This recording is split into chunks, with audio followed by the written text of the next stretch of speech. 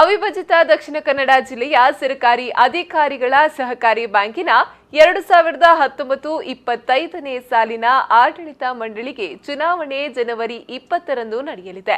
ನಗರದ ಡೊಂಗರ್ಕೇರಿಯ ಸಹಕಾರಿ ಬ್ಯಾಂಕ್ನಲ್ಲಿ ನಡೆಯಲಿರುವ ಚುನಾವಣೆ ಭಾರೀ ತಯಾರಿ ನಡೀತಾ ಇದೆ.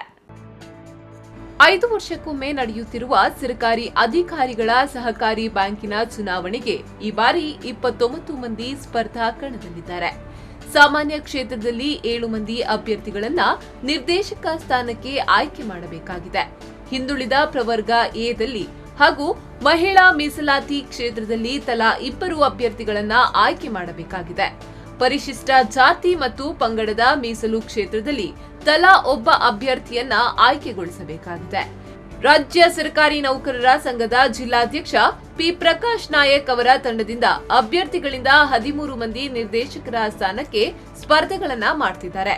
ಸಾಮಾನ್ಯ ಕ್ಷೇತ್ರಕ್ಕೆ ಪ್ರಕಾಶ್ ನಾಯಕ್, ಪಿಕೆ ಕೃಷ್ಣ, ಪದ್ಮನಾಭ ಜೋಗಿ, ಅಕ್ಷಯ್ ಬಂಡರ್ಕರ್, ಸುಜಾತ, ಜ್ಯೋತಿ ಪ್ರಕಾಶ್, ಪ್ರವೀಣ್ ಎಸ್ ಸ್ಪರ್ಧೆಯನ್ನ ಮಾಡ್ತಿದ್ದಾರೆ.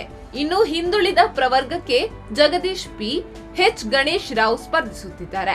ಮಹಿಳಾ ಮೀಸಲಾತಿ ಕ್ಷೇತ್ರಕ್ಕೆ ತಿಲೋತ್ತಮ, ಶಶಿಕಲಾ ಅವರು ಸ್ಪರ್ಧಾ ಕಣದಲ್ಲಿದ್ದಾರೆ. ಪರಿಶಿಷ್ಟ ಜಾತಿ ಮೀಸಲು ಕ್ಷೇತ್ರಕ್ಕೆ ಶಿವಾನಂದ್ ಎಂ, ಪರಿಶಿಷ್ಟ ಪಂಗಡ ಮೀಸಲು ಕ್ಷೇತ್ರಕ್ಕೆ ಬಿ ಕೃಷ್ಣಪ್ಪ ನಾಯ್ಕ ಸ್ಪರ್ಧೆ ಮಾಡ್ತಾ ಇದ್ದಾರೆ. ಅವಿಭಜಿತ ದಕ್ಷಿಣ ಕನ್ನಡ ಜಿಲ್ಲೆಯ ಹೆಮ್ಮೆಯ ಆರ್ಥಿಕ ಸಂಸ್ಥೆಯಾದ the south Canara government officers cooperative ಬ್ಯಾಂಕಿನ ಚುನಾವಣೆಯು ಇದೇ ಬರುವ ಭಾನುವಾರ ದಿನಾಂಕ 21/2019ರಂದು ಬ್ಯಾಂಕಿನ ಕಚೇರಿಯಲ್ಲಿ ಜರುಗಲಿದೆ. ಈ ಒಂದು ಚುನಾವಣೆಯಲ್ಲಿ ನಮ್ಮ ತಂಡದ 13 ಜನ ಸ್ಪರ್ಧಿಗಳು ಭಾಗವಹಿಸಲಿದ್ದಾರೆ.